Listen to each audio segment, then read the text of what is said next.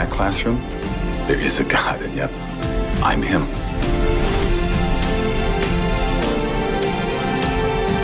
He's forgiven me, but I never forgave myself. God sacrificed everything to be with you. So, sacrifice everything. Now you fight to save men's souls. You're forgiven. It's a season of miracles. In Jesus' name we pray. Don't ever think that God is angry with you. What did he say, Saul? And he said, Daddy, let there be light. This is my life. This is what I do best. Maybe we could help each other out here. Can I get an amen?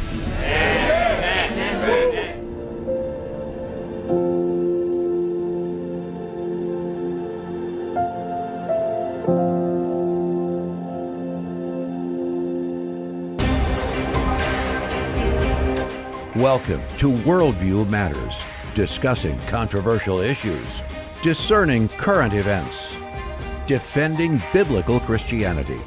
No topic off limits. And now, here's your host, David Fiorazzo. Welcome, friends, family in Christ. That last tagline, no topic off limits, will especially apply today because I've got a brother and sister for Christ that are here, troublemakers for the kingdom. I love these guys. You just saw the intro to Sorbo Studios. The website is sorbostudios.com.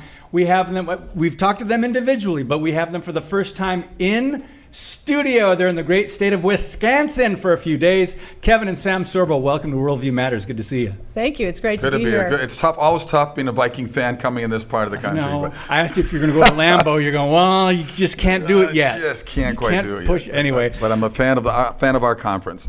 Well, let's start with, we're pre-recording this by a couple days to Right. when this airs. So what are you in town for, speaking, both of you together? We're here for FreedomProject Academy, which is part of this same sort of conglomerate here, and very excited to be here. We are excited to be here. I mean, we're both very pro homeschooling and against public education. So this is right up her alley for sure. But Yeah. I'm right along with her for this. So you do most of the speaking, and you bring Kevin along for the ride sometimes when it comes to homeschooling. But now, I'll never forget one of the first times I spoke with you. You said you went to Duke, and you were afraid. You just didn't know what homeschooling was. You were just really afraid to do it. Yeah. And you were educated, and that you find a lot of parents deal with that same thing. A lot of parents are very fearful, and that's because they've been convinced by their own schooling They can't do it. that they are incapable of doing anything that they haven't been formally instructed in, and that is one of the accidental, let's say, results of an institutionalized school system. It's actually anti-educational. School is anti-educational.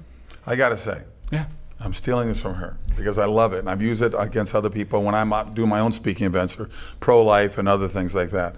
When she tells people, she says, so you yourself went through kindergarten through 12th grade in the same public system you're putting our kids in, and you're saying that you didn't learn enough to teach a 1-year-old or a first grader? So what does that say about our education system if you're intimidated after going 13 years through this amazing public education? Or a second grader. And you're afraid to or a fourth grader.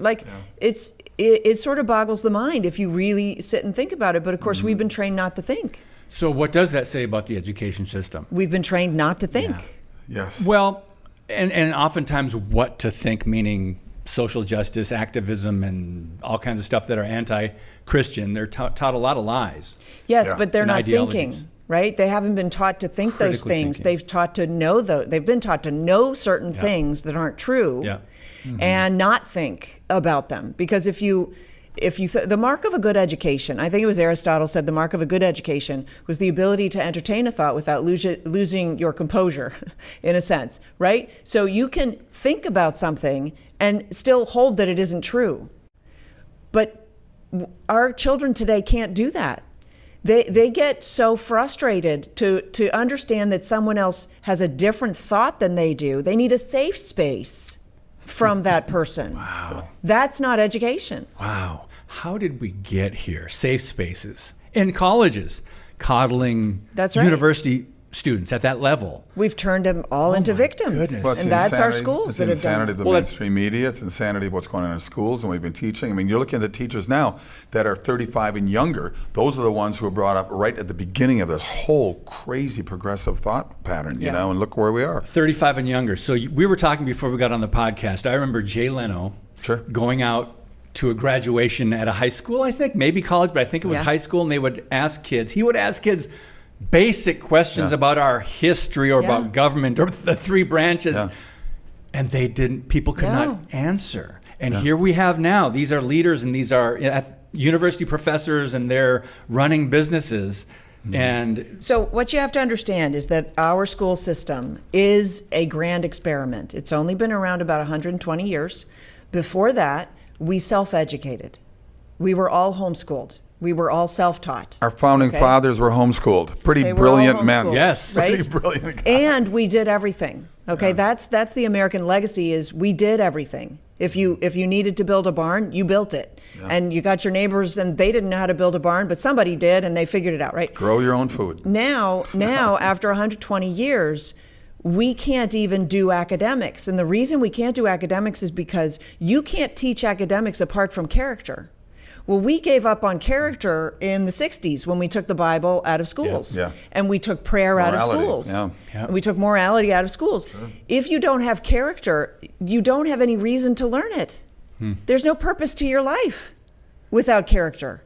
And this is what we're training children to believe, is that they have no purpose because they're a collection of accidents of nature, evolution, and you just happen to be here. And your primary job is to make money, which is a very cynical way to go through life. But that's what they're trained to think in school, college prep and career readiness. And so at the same time that we're saying you should get a job, we're also saying there's no purpose for your life. And they're saying, why should I learn what you're telling me to learn? Also, we're telling them lies. They know that they are lies, right? They know that there are men and there are women and then there are weird people. They know that. And they spot weird people like that. Kids spot weird people and they go, Mommy, why is that? You know, so they know the truth. They're being told lies by the people who have been empowered to, quote, educate them, right? Those people have the authority. And they're saying these people with authority don't know their butts from a hole in the ground. This is ridiculous. I'm not learning anything from them. And they're angry. Well, I think where they made the mistake, when I say they, I think the government, because fear is their favorite weapon. We saw it in full force during COVID, of course. But that age group, those high school students, those college students, those people that were unable to go to school but unable to play the sports, which are important to high school kids, and all kinds of stuff, they got so angry and they looked at the government. Now, they don't trust the government. And I think one of the blessings of COVID is 2 million more families are now homeschooling. Yes. Because they finally woke up and said, wait a minute, this is what's going on in your public schools?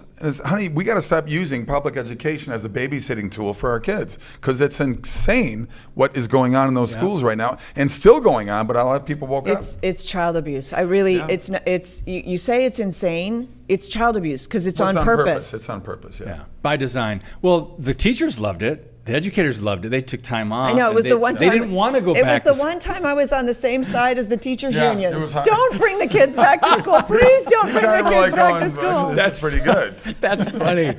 Oh my goodness. These the teachers are they become so radicalized, and they're proud. They're openly. I mean, if it weren't for libs of TikTok or others inside the classroom with a few to capture some of what they're doing, parents would not find out about it. Look at teachers and their rainbow hair and the 77 tattoos and earrings. And no more American flag in the room, but the pride flag is there. Right. And the Black Lives Matter Black Lives Global Matter Network flag Foundation is there, of course, because that's really important, because all lives don't matter, only Black Lives Matter. Incidentally, it's Pride Month, but it's also Men's Mental Health Awareness Month. So just for men? At the same time, very just for interesting. men. Just for men, unfortunately. Mental health. You said that's not a coincidence. I have no idea. Do you believe in coincidence? No, but it's interesting. So I was going to ask you that, because I wrote these down. There's Father's Day this month, Mother's Day last month, Veterans Day, Memorial Day, Christmas Day. You're stealing my stuff Pride right now. Month. You're stealing my stuff There's right now. Pride Month. There's I talk about this every speaking event I go to. LGBTQ History Month in October. There are months. Right. And they've got the whole calendar with Trans Awareness Week, Day, Month. How did they? And pride's the number one of the deadliest sins, but they can have that if they want. But it shouldn't be more than a day. But the veterans should have a month. That's right. They should have all. We should be honoring veterans all the time. All the time. Incidentally, the month between Mother's Day and Father's Day is the Natural Family Month. That's a thing. So you can look it up. Naturalfamilymonth.com, I think it is. I don't think I've ever heard of that. Is it Natural Family Month? Mm-hmm. All right. Wow. Shout out to marriage between one man and one woman. Just saying. It exists. Very frightening. Yeah, the family's under attack because Christ and the truth are under attack. Yes. And it just trickles down to the family and conservatives and Christians. Let's go over to you, Kevin, because you've been under attack. Let's transfer a little bit to Hollywood. Sure. Let's segue.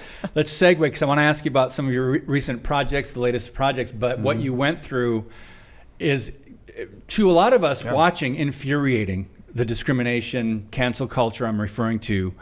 I just wanted to ask you a little bit about that. The OG. I am the original poster child? Original poster child for the cancel culture world, because before it was even a term, Hollywood booted me out 10, 11 years ago already. Did it start with producers or your agent, or how did that start? It was my manager and agent combined said, we can't get the studios that want to work with you anymore because of the things you post on the internet. You mean the truth? I said the truth. I post the truth. It's sarcastic, but I post the truth. And they said, yeah, that's a problem. And I go, it's never been a problem before. I've never hidden the fact that I'm conservative. She told me way before this happened, because I was posting stuff and saying, this is great. She goes, I don't know if Hollywood's going to like that. And she was right.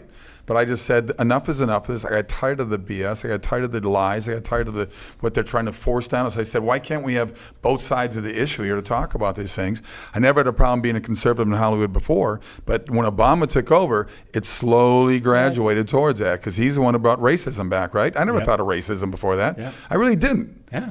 Nobody, all my friends, nobody did. He brought it. Boy, that was his. We're going to push this and push it and push it. We're going to fundamentally change America. That was his plan, and boy, did he ever do that. But I think Kevin really believes that silence is complicity. Yeah. Well, Dietrich Bonhoeffer, hello. Yeah. Silence in the face of evil is itself evil. Not to speak is to speak. Not to act is to act. Right. And I've always admired you for being so outspoken and.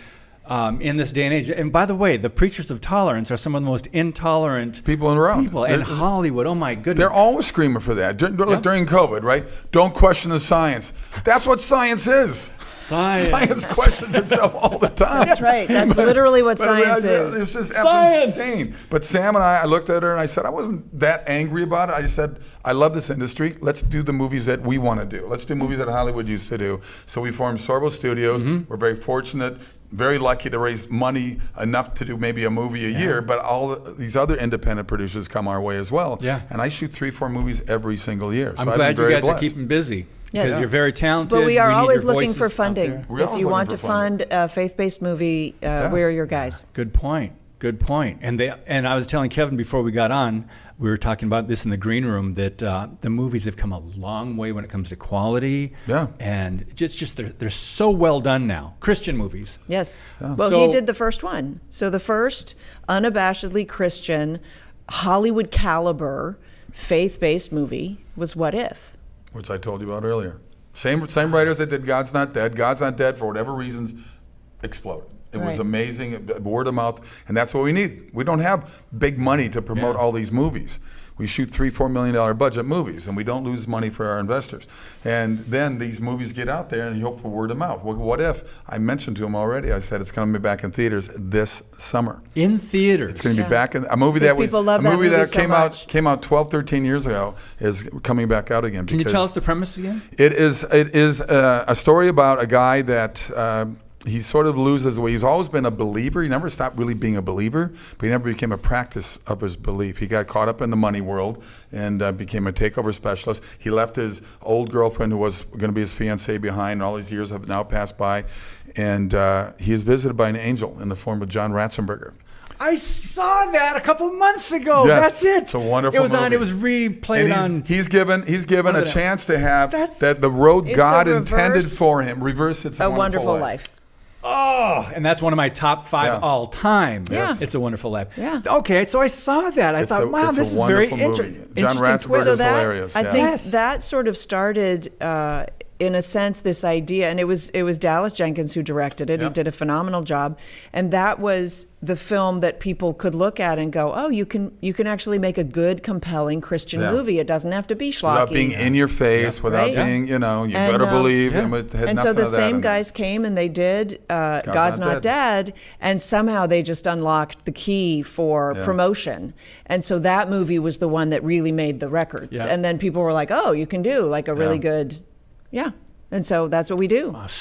I told you I interviewed Tim Mahoney, director of American Miracle. Yes. This is the book. Michael Medved wrote this book, and he narrated the movie. And you played a little role of the older Thomas Jefferson. But there's a part 2 coming up. By the way, friends, American Miracle movie it was phenomenal. 97%. The Rotten Tomatoes gave it 97%. Yeah. They give anything that has positive America, positive God. So that's interesting because I'm sure a lot of the scenes in there they probably didn't know about. Most people don't know about, I would guess. Oh, the actual miracles? The actual truth about George Washington and his faith. The number of things that could have happened and should have happened to him in war is amazing. He survived the way he survived. Exactly. Yes. I talked to an educator, and he said, I didn't know 75% of those. He's an educator. He doesn't teach history, but still, like. How old was he? We should know. Yeah, young. 30? Probably 30, 35. we should, everybody needs to see this movie to understand the providential nature of the existence of this nation. We should not take it for granted. Yeah. And we talked about that word providence and what it used to mean, and that's God, you know? Yes. It's just has a different meaning now. So, talk about some other projects you're working on. We know American Miracle, that'll be coming out. I've got a wonderful documentary coming out later this year, and it deals with the Last Supper. It's called Eating with the Enemy. And it's with Ingenuity Films, Brent Miller's company. I did one with them 3 years ago. That's called Before the Wrath, dealing with the Second Coming. It was the #1 documentary on Amazon for 5 months. And this one's going to be amazing. People love it. I did another one where he spent a couple weeks in Israel. And through archaeological digs, we traced the flow of the Ark of the Covenant. And it's called The Quest for the Throne of God. And that one's coming out soon as well. And I got another one with John Lennox, who's an apologist. Oh, amazing guy. Gosh. And we're re-releasing. It's a whole new edit. It's a whole new take on we spent 3 weeks in Oxford, England, where he's a retired math professor, and 2 weeks in Israel. And it's Proving God in a World of Science. And it's called Against the World. And John Lennox, for those who don't know him, he has debated all the most famous atheists in the world, from Dawkins, the singer, and Hitchens, and all those guys. So he's brilliant. He's brilliant, and he's a wonderful man as he does it. And he's got great humor. He's super entertaining. People are going to love And he this. sounds like Winnie the Pooh when he talks. He's just a great guy. He's just a great guy. Yeah, he's awesome. So let's take this opportunity to just put in a quick plug for Freedom Project Academy, because they're now enrolling students for fall, live, anytime homeschool courses for pre-kindergarten through the 12th grade. To celebrate 15 years of academic excellence, we're offering 15% a discount on all courses, and you can visit freedomforschool.com. That's freedomforschool.com. Use the code DAVID15 to save 15%. That's David15 and save 15% on all courses at our Judeo-Christian online academy, Freedom Project Academy. That's why you guys are here. But let's get back to some other issues. I want to talk about some current events, the protests. Yeah. We saw what happened in 2020 with the global network funded by the left, George Soros and other useful idiots. Now we've got a different take on it. Immigration is the topic. What are your thoughts on what was going on in LA, what's happening around the country little by little in different states, the blue states? Are we going to see a replay? Governors told police to stand down, and Trump has to send in the National Guard. What are your I think we are. thoughts? We're already seeing it, certainly in Los Angeles, and it's already spreading around New York. All these other cities are doing it. And I think this is organized. I think Soros is behind it again. I think the same people behind everything in 2020. It's just going to be played out again. Yeah, I think that it's too well organized. Pallets already starting to show up with bricks and everything. I mean, give me a break. It's obviously this is something.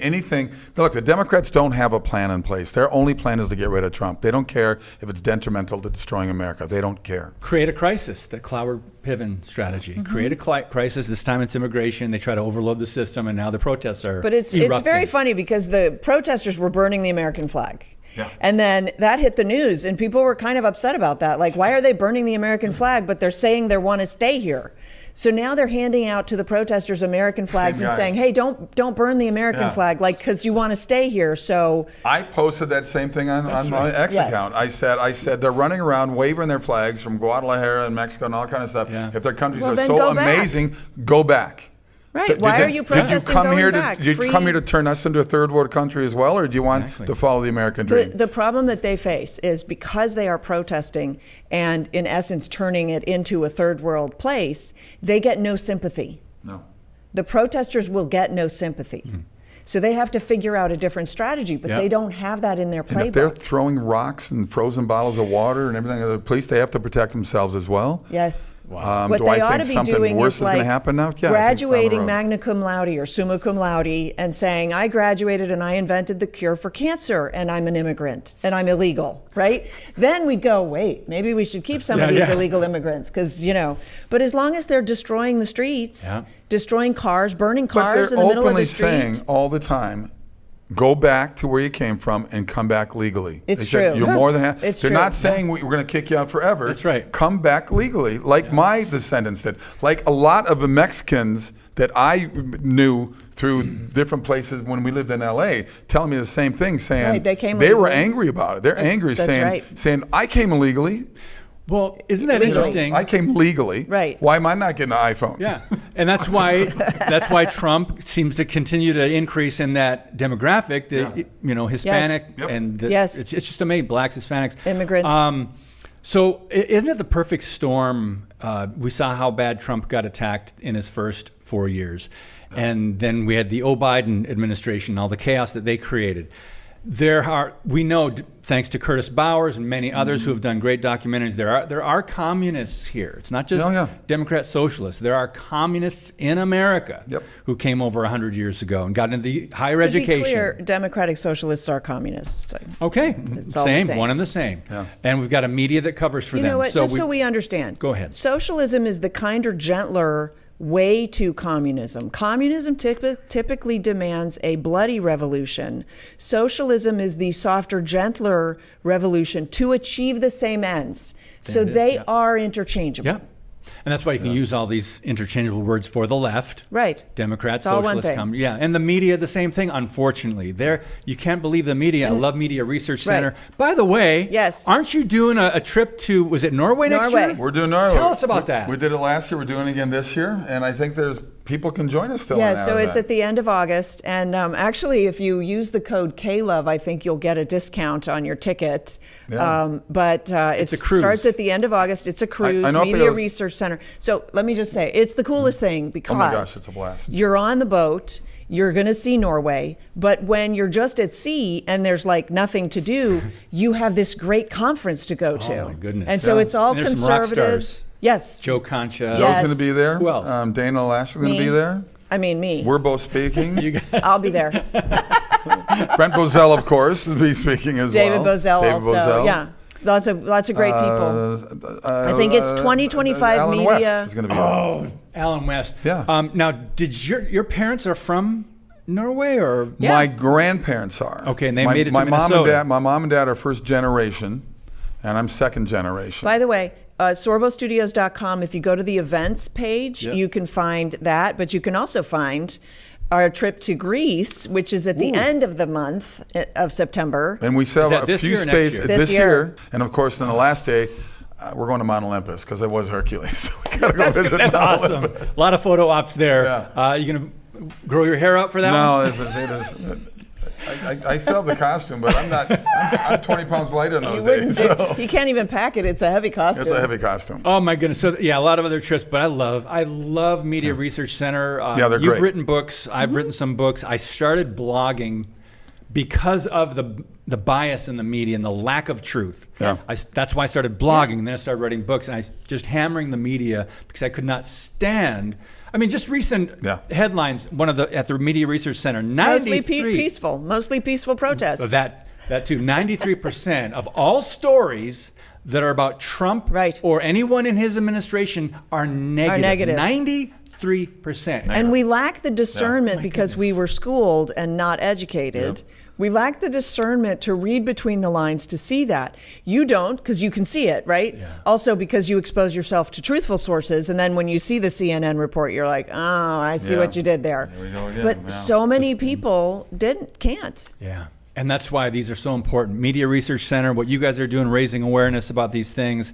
I was going to ask you, we were running out of time. So let's get to the politics for the upcoming midterms. Do we have to? I think, well, yeah, just for a minute. I think people forget that Trump can't do it all. No. And people have to vote, and Christians have to vote. Yes, get out and vote. We've got midterms coming up, and we need to take some more seats away from the House. Primary anybody who went against Trump, because he needs a bigger mandate. So we got to primary those people. Mm-hmm. I'm speaking in blanket statement, but we do have to vote, and you have to vote in the midterms just as much as you have to vote in the general. Yeah. It's the mentality that, hey, Trump's in the White House now. Look at all these great executive orders. Same thing in the pro-life community. Roe v. Wade was overturned. We don't have to worry about abortion anymore. Now we have Wait a minute, really? We have more abortion. You're doing a lot of pro-life speaking. I do a lot of pro-life speaking. We have more abortion today than before we rescinded Roe v. Wade, and that's because the abortion pill. Yep. And by the way, Planned Parenthood is also the biggest provider of transgender medications. True. Planned Parenthood is the provider for transgender. What's that about? Planned Parenthood, they want to plan to change your girl into a boy. That's how they're planning. So we have to get more engaged. This is the struggle between the right and the left. The left win, and then they keep pushing. The right win, and they go, "Oh, we won. We're okay now. We'll just hold the line." They're far more organized than the left with their hate and their anger. They really are. Yeah, that it kind of gets them going. Yeah. Plus, Planned Parenthood, I think they're getting record numbers of our tax dollars now, and you'd think that. So all of us, we're supposed to defund the majority of them, people are against abortion, and yet we're funding with our own tax dollars. The death of human beings. Republicans on the Hill, they have to get off their butts and they have to start voting for these things. We have to stop funding the things that we shouldn't be funding. Yep. We've discovered what it is, but now they have to do the actions to take care of the problem, and they're not. Okay, 2028. Who's going to run for president on the GOP side? Because who knows what's going to happen to the left? Yeah, exactly. Vance? It's going to be Vance. I hope Rubio, maybe. I hope it's. I know he sort his name's up there a lot, but I like Vance. I gotta say. I hope Walz runs. Jazz hands Walz. Really? Yeah. Why not? Let him run. Oh my goodness. Let him run. That's the best. Let them once continue again. to self-destruct. Exactly. Right? Let the continue. Exactly. Guys, thank you so much, Kevin and Sam. This is fun. For coming in today and for doing all that you're doing to be a voice for homeschooling and Freedom Project Academy and all that you're doing, your great projects. We'll be looking for them. SorboStudios.com. Blessings, guys. God bless and protect you. God bless you. All right, friends, thank you so much for sharing the podcast. It's doing great. Thanks to God. Praise Him. And thanks to you. And God bless you. And as always, keep speaking the truth about things that matter.